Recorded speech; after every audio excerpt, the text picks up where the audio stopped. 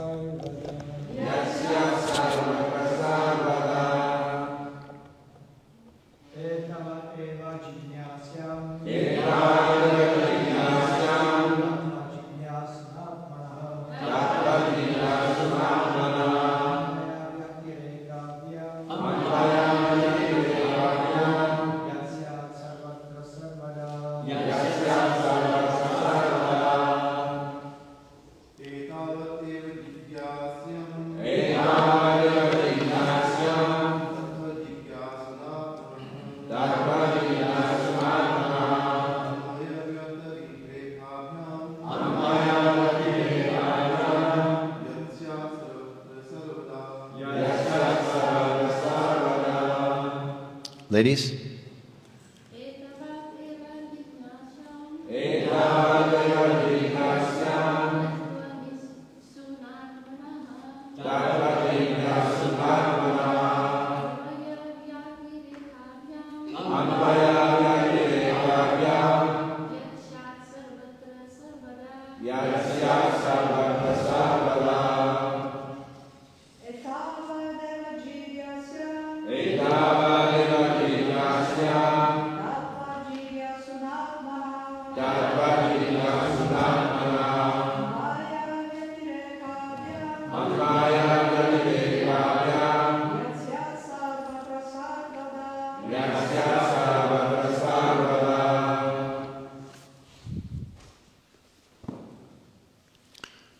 Word means etāvad, up to this, eva, certainly, jijñāsyaṁ, is to be inquired, tattva, the absolute truth, jijñāsunātmanaḥ, by the student, atmanaḥ, of the self, anvaya, directly, vyatirekābhyāṁ, indirectly, yat, whatever, syāt, it may be, sarvatra, in all space and time, sarvadā, in all circumstances.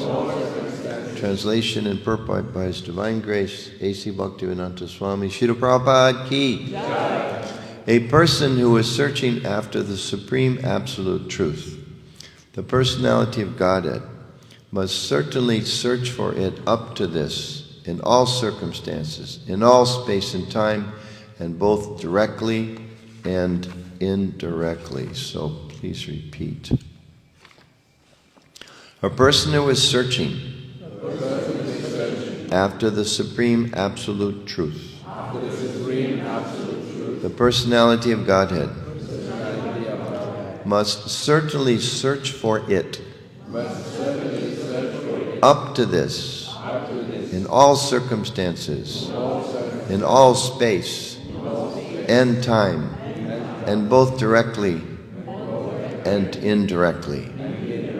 Purport by Srila Prabhupada. To unfold the mystery of bhakti-yoga, as it is explained in the previous verse, is the ultimate stage of all inquiries, or the highest objective for the inquisitive.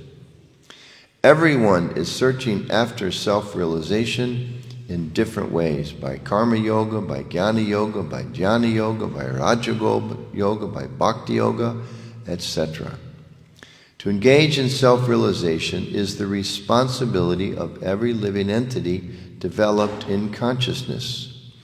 One who is developed in consciousness certainly makes inquiries into the mystery of the self, of the cosmic situation, and of the problems of life in all spheres and fields. There's your word, Urmila, fields. Social, political, economic, cultural, religious, moral, etc., and in their different branches. But here the goal of all such inquiries is explained. Important. But here the goal of all such inquiries is explained. The Vedanta Sutra philosophy begins with this inquiry about life, and the Bhagavatam answers such inquiries up to this point, or the mystery of all inquiries. Lord Brahma wanted to be perfectly educated by the personality of Godhead, and here is the answer by the Lord, finished in 4 nutshell verses from Aham Eva to this verse etāvad Eva. This is the end of all self-realization processes. Men do not know that the ultimate goal of life is Vishnu, or the Supreme Personality of Godhead, due to being bewildered by the glaring reflection in the darkness. And as such, everyone is entering into the darkest region of material existence, driven by the uncontrolled senses. The whole material existence has sprung up because of sense gratification, desires based principally on the sex desire. And the result is that in spite of all advancement of knowledge, the final goal of all the activities of the living entities is sense gratification. But here is the real goal of life, and everyone should know it by inquiries put forward before a bona fide spiritual master, expert in the science of bhakti-yoga, or from a living personality of Bhagavatam life. So I'll stop there. So tomorrow, because this is a very long paragraph, and Prabhu then goes into the importance of spiritual masters, so it's a little bit different. So tomorrow begins with everyone is engaged in various kinds of scriptural inquiries. So tomorrow, whoever gives class. So Namam Vishnu Paraya Krishna Prestaya Bhutale Srimati Bhakti Vedanta Swaminiti Namine Namaste Saraswati Devi Gauravani Pichanani Nirvasesha Srinivadi Pashtatari Satarani. So thanks again to all the local devotees for maintaining this beautiful temple. This is this oasis in the middle of the material desert, although it doesn't appear like a desert right now, or yesterday, or the few coming days, but it's a material desert. And thank you again all the devotees that came to attend. There's some of us still left from the communications conference, which we know has been going on for, I think, close to 30 years. I don't think we heard the exact number of years, wasn't recounted, but it's been going on for a long time. So thank you all for coming, and some have left already, and some are leaving today, some are staying for a few days. We're leaving and coming back. We'll be back for Nishringa Chaturdasi, so looking forward to that. So here, obviously a very important section, as pointed out yesterday, 14-page purport. So here, the essence of human life is explained. And we talked a little bit about education the last couple of days. I know from my education. Nobody talked about the ultimate goal of life. When I was in high school, one of my English assignments was, we were asked, the teacher was trying to help us become big thinkers, right? So we had to write an essay. What am I selling? That was her concept of helping you with self-realization. You know, what am I selling? You know, someone can write, well, I'm beautiful. Or someone can say, I'm very good in math. That's what I can bring into the world. Or whatever, I'm very artistic, I'm musical, or whatever. I'm a good manager. So I wrote, I think it was my senior, I wrote, the first question is, do I even want to enter the marketplace? The second question is, what do they have to sell me in exchange for what I have to give to them? And I liked that teacher. I got pretty good grades. I was okay in English, a lot of writing and all that. I got a C-. Yeah, because she said you didn't understand the assignment. And a little bit, you know, following the footsteps of our founder, Acharya, I was thinking, actually, you're the teacher, but you don't understand the assignment. You know, I went much deeper than you did. Not that I know the answers, but I'm asking more important questions. And then I remember, again, education later, a few years later in college. And now it's all kind of making sense as I study. But I was very interested in social science, and particularly political science. How should society be organized? So we studied Plato and Aristotle and Marx and Machiavelli, right down the road from Villa Vrindavan, right? They have one of his properties there. And, you know, Locke and Hobbes and said Marx, I think, all these people. How should society be organized? And after about 2 years of study, I at least for me, I had this sense that all of these great thinkers, they all start with their assumptions. You know, Marx starts out and says the history of humanity is class warfare. And based on that, he has this, you know, uses his genius to figure how society should be organized based on solving the problem of class warfare. And other people like Locke, who's kind of the founder of the modern, you know, capitalistic, democratic type of system, he said, no, we're individuals. And we're like wandering around in the wilderness, competing with each other. So we have to have some social contract. You stay there, I'll stay here, but don't bother me. So minimal government. You know, Marx says you need to maximize the government, at least initially. So my favorite professor there, I remember his name was Zimmerman. And I remember I went to him one day and said, Professor Zimmerman, I'm like a sophomore in college. You know, how can I critique Aristotle or Plato, which is what you do, right? You read their stuff and you write a 15-page paper and they grade it. So how can I critique these great thinkers? But the thing I've seen is that the first few pages, 20, 30, 40 pages, they're stating their assumptions. So wouldn't it make more sense, instead of critiquing what they've analyzed, shouldn't we study their assumptions? And so we can decide which one is true. On the basis of that, I'm ready to follow, you know, fall at their feet. Shouldn't we study the truth of their assumptions? And he looked at me and said, we're not here to study truth.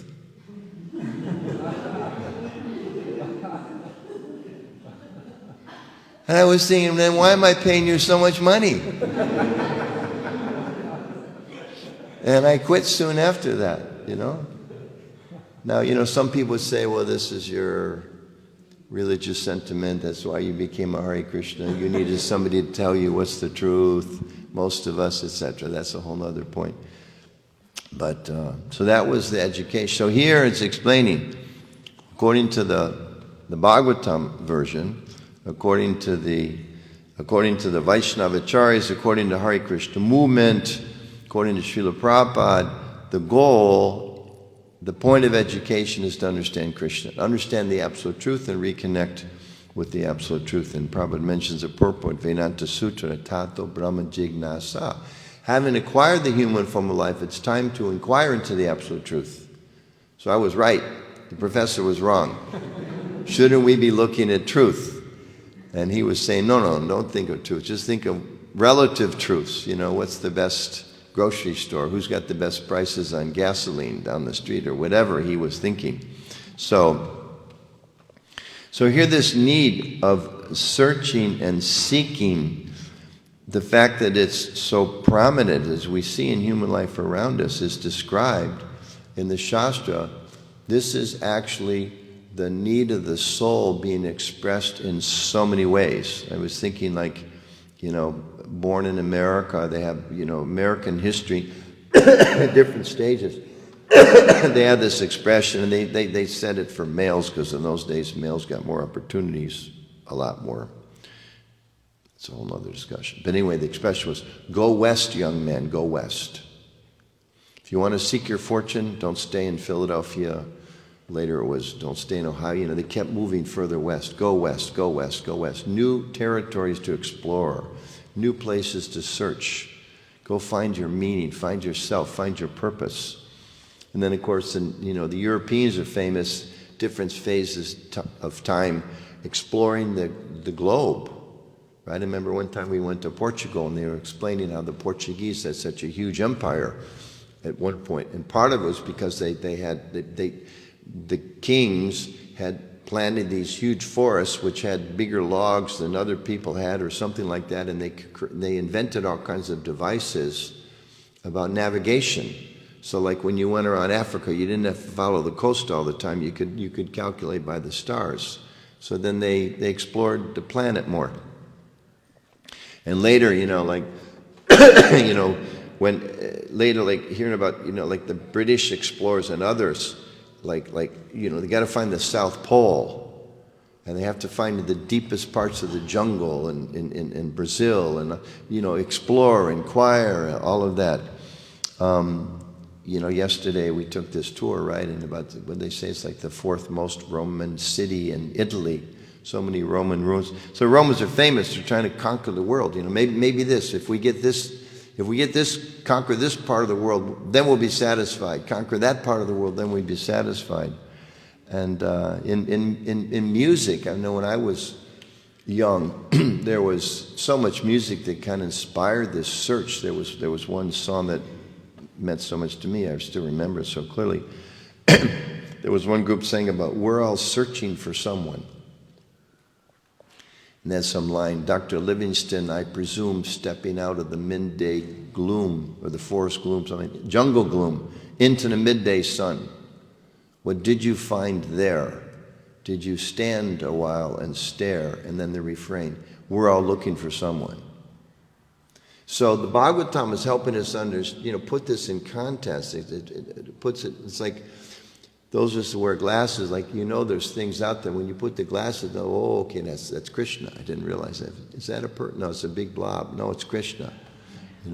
So the Bhagavatam puts all these things in perspective for us. And I was noticing yesterday as we walked around Verona, a lot of young people, sitting around and, whatever they're doing, smoking, drinking, talking, and feeling themselves different from the world around them, trying to figure out how they fit in, kind of looking at us, following the lady with the flag on the pole, others, stupid old tourists, and what are they doing?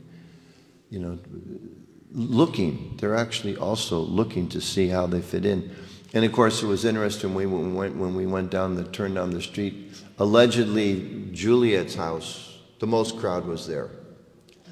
I was thinking on that street, this is a planet full of teenagers. The whole world is just full of, if this is the world, they're all teenagers, because that's where they all were. So why are all the teenagers there? And other people too. Because they're really attracted with this heart-wrenching story of love and heartbreak and loss. And I was thinking, it's funny, because if they just lived and got married and had a couple kids and got old and fat and died, nobody would hear about them. Isn't it? Right? It's like, but because they died, in the tension of at the moment of supreme illusion, right? She's young and most beautiful, and he's young and most handsome, and somehow the world is conspiring against them, and they can't have each other eternally. If they got each other for a couple more years, they, I don't know, they probably would have got divorced. But so everybody's there because they're looking. If I only had Juliet, if I could only find Romeo, then that's just so we're all. This is the thing. We're all looking for someone. Literature, So we're looking for something. I remember as a child, a young person saw some movie with my mother based on some book. The title was a powerful title. The Heart is a Lonely Hunter. The heart is alone. It's all about, looking and striving. So the Bhagavatam is saying, yeah. It's natural that you're looking. Keep looking. Up, down, rich, poor, successful, failing, whatever you are, wherever you are. Keep searching, because that's what the purpose of human life is.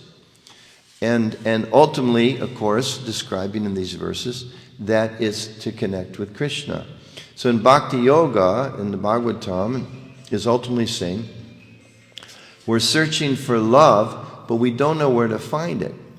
And the problem is that we don't know exactly what we're searching for, and we don't know who we are, so we don't know how to fulfill that search. Just like if you think you're a businessman, you have to dress a certain way. You have to buy a certain kind of car. I remember when we had our business, one of our landlords was telling us, because we had one crummy little car, and he said, what are you driving that car for? That's not the kind of car. You are, a successful business. You're supposed to drive this kind of car. And we're thinking, no, we're devotees. We drive that kind of car. Based on our understanding of who we were. So because people don't know who they are, they're all searching. It's a fact. They're searching for something. Everybody's searching for something, but they just don't know what it is. And therefore, again, the Romans are, conquering, and the explorers are searching in the jungles, and because they're thinking maybe it's there, like that expression, right? The grass is always greener on the other side of the hill. Maybe next time, next time. And Krishna is so kind; he gives us planets to search. You're not happy that you can search for a different planet, different species of life. Somebody's thinking, I wish I could soar like a bird. Poof. You can soar like a bird. I wish I could sleep the bears that get to sleep. Poof. So, I'm thinking of Shaunika's joke. Some of us were hearing the other day about the big-mouthed frog. I will not tell that joke. It's too long for this class. But, the frog is also looking and searching.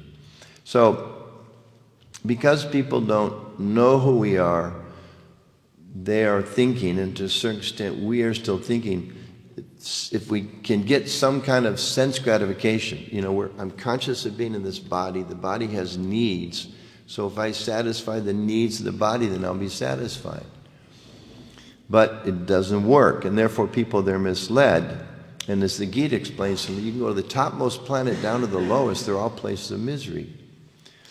And driven by the senses, we pursue so many different things. And the Gita also explains that this desire, this hankering, this searching, it's actually burns like fire, is never satisfied by any material thing. And as Prabhu mentioned, the purport, the soul's driven by their senses. And explains that our whole existence is driven by the desire for sense gratification. And we can see practically how that's happening all around us.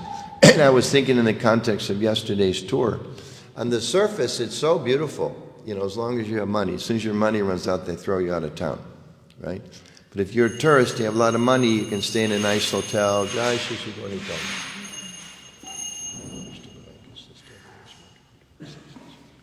So on the surface it looks like, it's a very beautiful city. So we went in a couple of churches, and one beautiful church, very historical church, looking, everything's very nice. And there was one painting that was really pretty, and I looked up and I thought, what is that?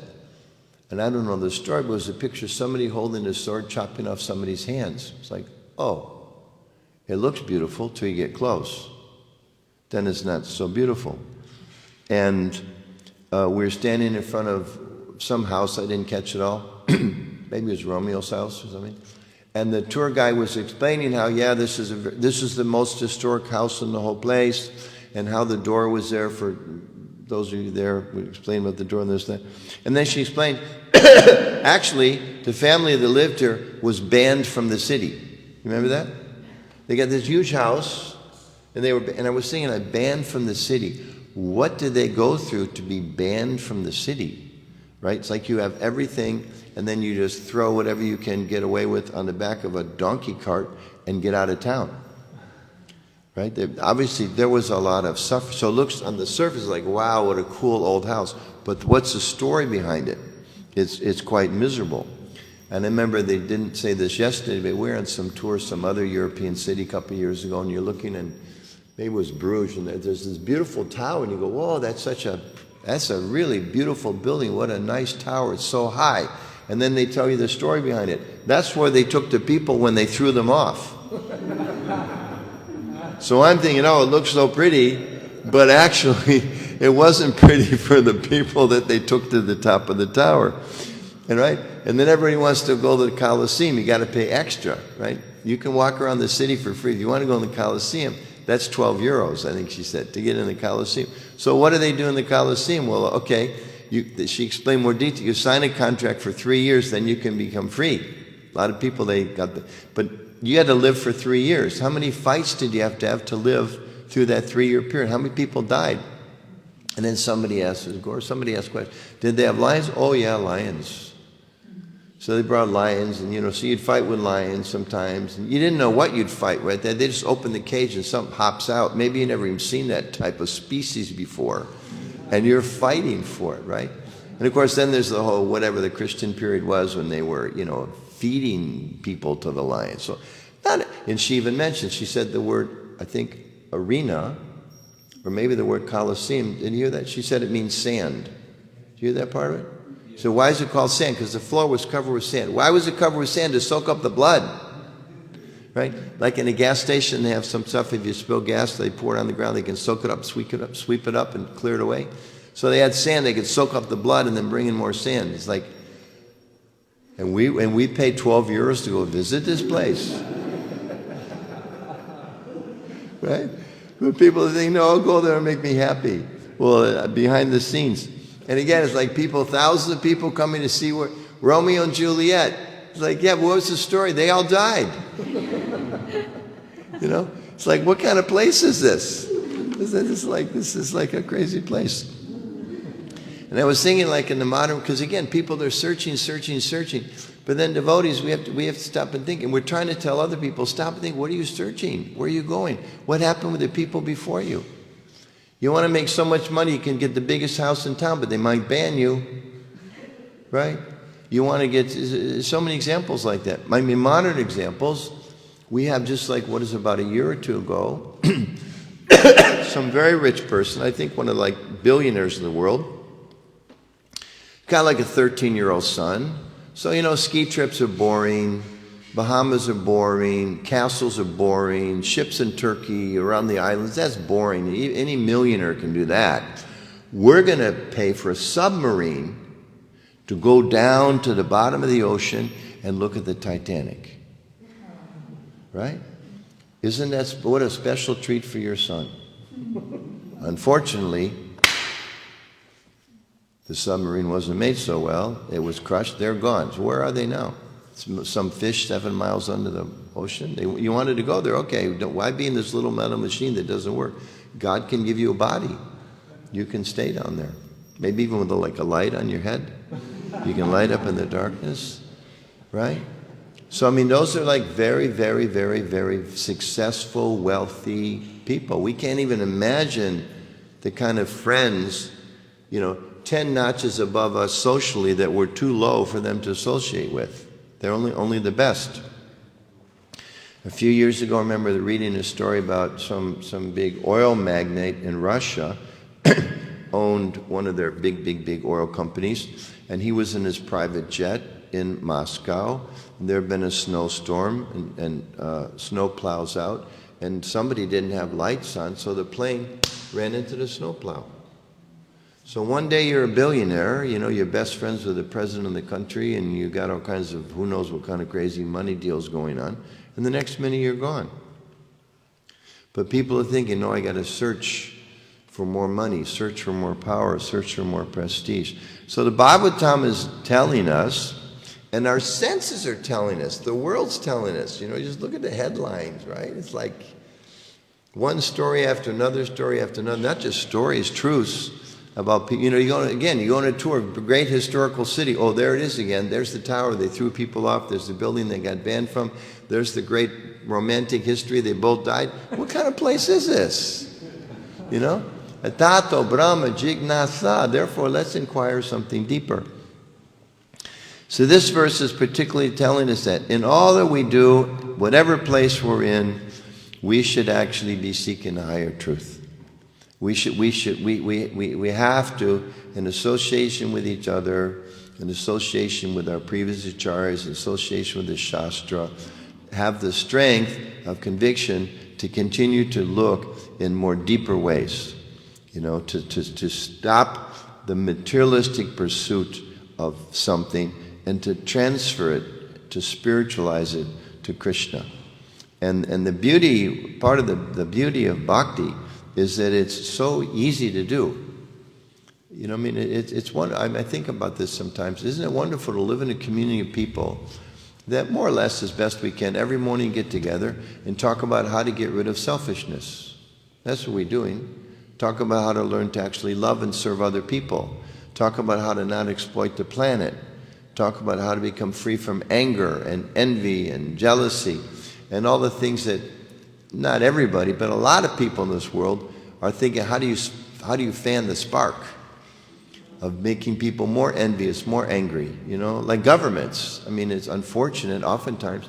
How do we get our people more into a nationalistic mentality? These are our friends, these are our enemies. And what's the result of that? They take you seriously, you know.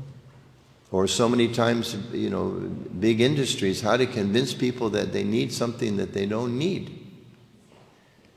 And that's what, you know, they spend their energy in that. So we're so fortunate to have a different thing.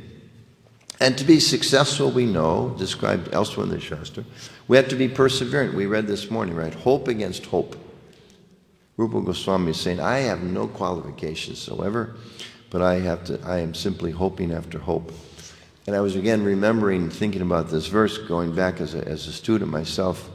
Some of you, I don't know if he's popular, if anybody even knows his name today. There was one author I read called Kurt Vonnegut. Remember Kurt Vonnegut? And then I only remember one thing. One of the books he wrote talked about there was some species of life someplace, some human type of race, but they were driven by this desire to search for their own meaning. They were just so consumed by the desire. What's our meaning? What's our purpose? And it seems he's ultimately an atheist, I don't know. But the end of his book is that people just destroyed each other because they couldn't figure out their meaning. So the underlying theme of his book was, don't waste your time looking for meaning, just enjoy yourself while you're here. You know? Because he's saying these people...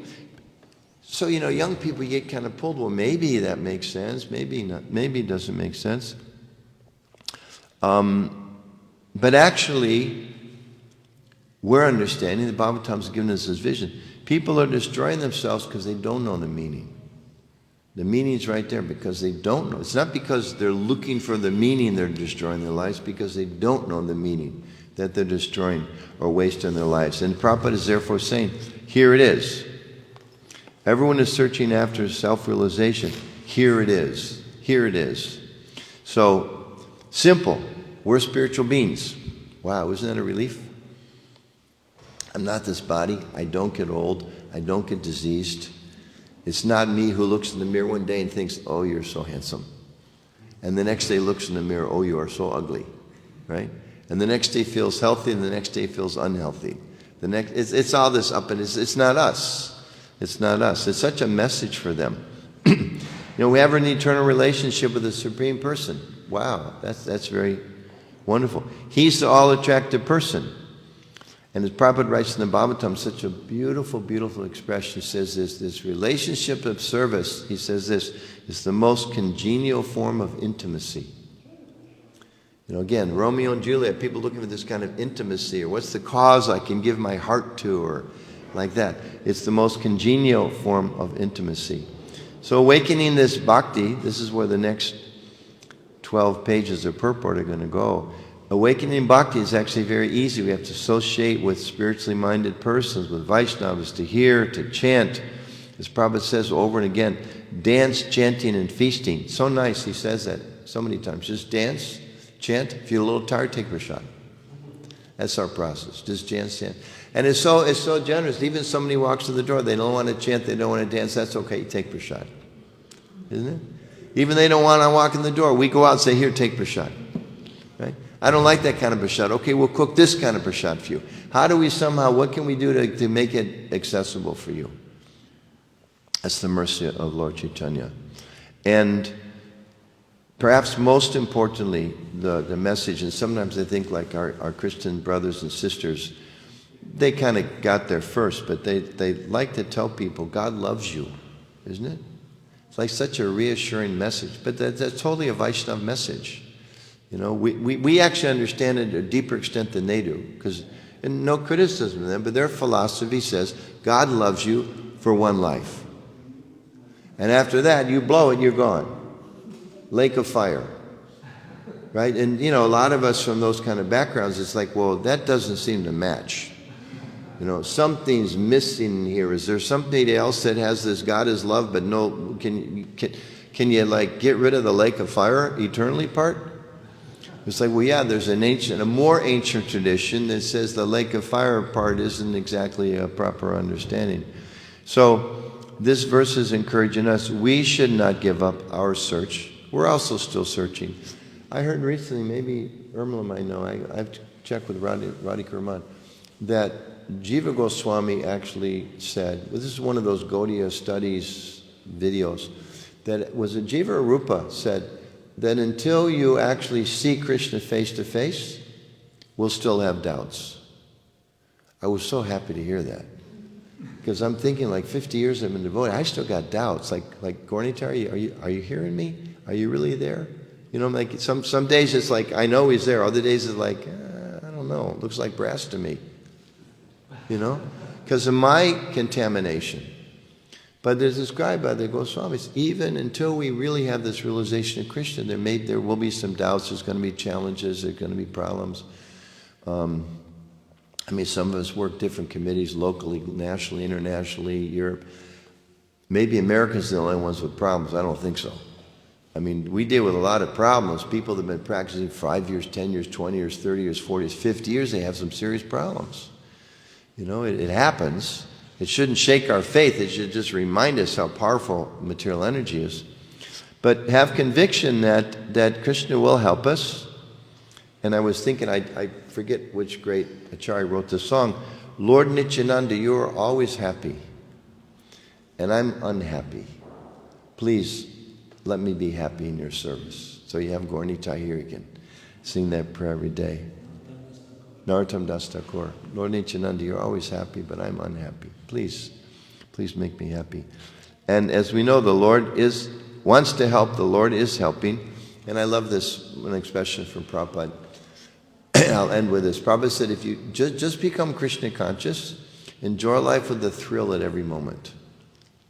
It's so beautiful. Just become Krishna conscious. It doesn't matter. You live heavenly planets. We hear this a lot. You live in hell. You live in heaven. You go back to the spiritual world. You stay here. Enjoy life with the thrill at every moment, because that connection with Krishna, that conviction, understanding what the real goal is, how we're making steady progress on that goal, how another beautiful thing about our philosophy, nobody is expelled. I mean, you know, sometimes you've got to go away for a while. Krishna doesn't reject anybody. We all have this eternal relationship with Krishna. It's just, we just got to reawaken, reconnect. Such a beautiful, positive, there's no more positive philosophy. I haven't found it. A more positive philosophy in the whole world, and I, you know, do a little bit of looking around still. There's no more positive philosophy. There's no more beautiful philosophy. There's no more wonderful culture. There's beautiful cultures and philosophies, but, you know, we're so fortunate. It's the way it's put together. And as Prabhupada says, here it is. Keep searching, and here it is. It's here. So that's our message to the world. We search. We're trying to connect with Krishna. But also, you know, we go out, that devotees were here, they do book distributions, just like telling people, excuse me, sir, this is what you're searching for. No, it's not. It's over here. Okay, have a nice day. If that doesn't work, I'll be here tomorrow with the same book. You know, excuse me, madam, this is what you're searching for. Really? I don't know what I'm searching for. What is it? Here's what it is. You know, it's a beautiful message, and just take it up. Oh, it sounds too tough for me. That's okay, just come and eat prasad. I can't get there, it's across town. That's okay, here's a little right now. No, but I'm too poor, you don't accept me. Doesn't matter if you're poor. Go in this corner at such and such a time, he'll be there with his prasad. I mean, just give. It's Krishna, it's just giving. We just have to try to take a little bit. So stop there. Maybe time for a question or comment? Yes, Purushottam Prabhu. Hare Krishna, thank you so much for your insights, sharing your insights with us. And I was wondering, from the last few days in the communications conference, when we learn about science or politics and leaders, that there's a bit of a deliberate intention sometimes why people do something, and the people or we were wondering, they kind of like don't get it, it's not obvious. Let's say environmental protection. It's obvious this is sustaining us. It's the source of life, the earth, as sometimes some indigenous elders speaking it. The earth is not a resource, it's a source of life. So this is a no-brainer in a way. It's obvious. But if you're in the mode of goodness, it's a no-brainer. If you're in the mode of passion, wow, can I exploit this? And that's and exactly. If you're more in the mode of ignorance, it's just like, duh, take it, grab it, don't even think. Because this Rajasic mentality, which we call demoniac, it's demoniac is Rajasic, right? It's not devil, it's tamasic, right? So most society is a mixture of mostly Rajasic and tamasic leaders. And then when we go into these leadership circles and we convince them, look, you don't have facts for your science, but still they believe it. Like Bhakti Swami Maharaj, he made this movie on Prabhupada, you know? And there was one scene that stuck me pretty much. And he was in New York in the early days, and there was this one of the people he stayed with, who later on got twisted around by a professor. He was all dressed in black, and he faced Prabhupada. And he said, like, this is our age of Kali Yuga. Why are you interfering? Go away. This is our time now. And Prabhupada was just kind of in this movie. I don't know, it's in dell'anno or where Bhakti Swami Maharaj knew about it. He started shining like a sun. And he was like, and going artistic like license. and so this philosopher was teaching deliberately philosophy based on materialism to exactly what you said, just enjoy yourself and go for it. And he twisted that young bhakta around, who became like a crazy drug addict, and Prabhupada had to leave from that space. You know? So it's not that they're kind of like just ignorant sometimes about things, but they deliberately do it. And when we face such leaders, we can't convince them because they're already convinced to do their thing. You know? So how shall we navigate that? Pandit's story. Yeah. When he was in the early era of advising his king, and they were facing so many difficulties, and he was struggling, what do we do? We're surrounded by inimical element, not very strong. He was walking down the street, as I heard the story, and he heard one mother speaking to her son. And the son said, "Mata, this chapati is too hot to eat." And she said, "Foolish boy, tear off small pieces around the outside." And that became his political philosophy. Small pieces. So you make an alliance with this one. Now you're a little stronger. They can't swallow you up. Now maybe you're a little stronger. You whatever threaten, go to war with that one. They become part of your kid. You slowly build up. So I think in the same way, you go to these events. I mean, I've been to events with people. A UN event we went to years ago. And the biggest official in the room from like 30 feet away saw us, as Dhoti and Sari, walked across the room, said, "Hare Krishna, so glad to see you." I've been to other events where, as often happens, somebody important's there and you're kind of standing, you let it be known you're waiting to speak to them, but you're far enough away that you're not, listening to their comment. I've been where literally it's like I was like in a dance, like I'm standing here and they would move, so their back was towards me, and then I would move, like maybe they didn't know I was there, and they would move a little more, and after like 5 minutes, it's like this person really does not want to talk to me. So okay, I go see there's somebody else. So some people are more open, some people are not. So it's just like with book distribution, some people are open, some people are not, some people want to be part of the kirtan, some people no. I'm sure in your Food for Life, there's probably a small percentage of people, they can't even take prasadam. It's like, I can't eat that food. I don't want that food. Throw it away. So according, the soul has their relationship with Krishna, they've got their karma, and, we're acting on behalf of the previous acharyas, and we're trying to be Krishna's representative, but some people, even it's so easy, they can't take it up. So, okay, we still say, thank you very much, Hare Krishna. Somehow give them a little bit, and in the work you do, look for those people that are open, and gradually. And some of the people that are the most inimical at some point, something happens in their life. They're super puffed up, they don't have anything to do with God, nothing at all. And then they lose their business, their wife dumps them, their kids die, they become an alcoholic, whatever, and they put themselves out of the gutter and they realize, I need help. The whole world is designed to bring us to that platform. I need help. Krishna, I need help.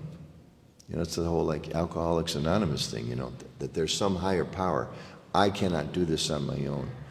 So when people are too proud, or the country's too proud, or religion's too proud, they can't make that connection. But Lord Chaitanya keeps coming. Is that okay? Okay.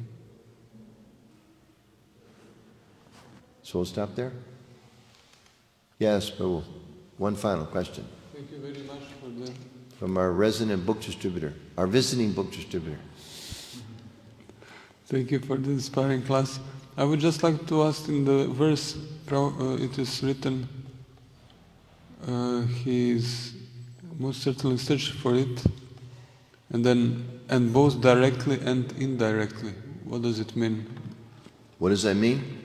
Yeah.